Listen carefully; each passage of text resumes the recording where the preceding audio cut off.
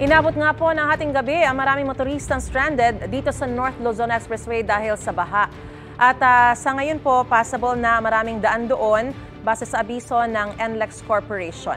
May unang balita si Jomer Apresto.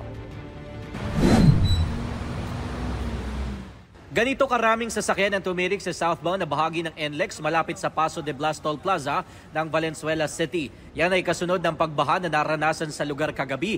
Ayon sa SUV driver na si Bong, tulad ko rin na galing Bulacan at patungong Quezon City, pasado alas 8 raw kagabi nang mapansin niya na mataas na ang tubig sa NLEX patungong Paso de Blas Toll Plaza.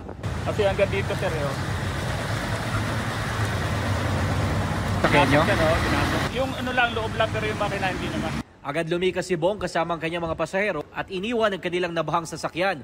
Sabi ni Bong, natagalan ng pagresponde ng taga-NLEX sa mga katulad niyang inabutan ng pagtaas ng tubig sa expressway. Napakatagal, siguro mga 1 oras.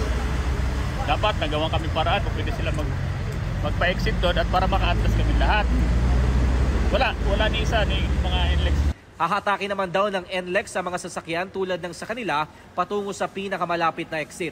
Marami ring sasakyan ang naipit sa bahagi ng NLEX sa May Kawayan Toll Plaza. Yan ay matapos isara sa mga motorista, mga toll booth dulot ng pagbaha sa Paso de Blas mag-aalas 7 kagabi. Sabi ng truck driver na si Ramil, alas 9 ng gabi nang isara ang toll plaza. Wala sinasabi. Basta galing ako sa highway, pinapasok ako rito, wala naman ako madaanan. Bumalik na lang ulit ako rito. Magkaantay na lang ako magbukas yan. Inabutan din na mahabang pila si Arman na magsusundo sana sa kanyang kapatid sa airport. Gana nga namin. Heavy traffic na dyan sa MacArthur. Ngayon nag-short yung pamangking ko. Sobrang na raw ang lalim ng tubig.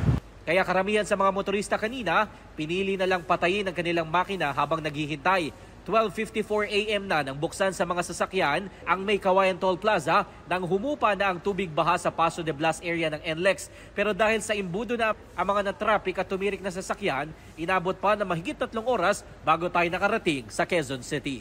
Ito ang unang balita, Jomer Apresto para sa GMA Integrated News. Mga kapuso, tumutok lang po sa mga ulat ng unang balita para laging una ka. Mag-subscribe na sa GMA Integrated News sa YouTube.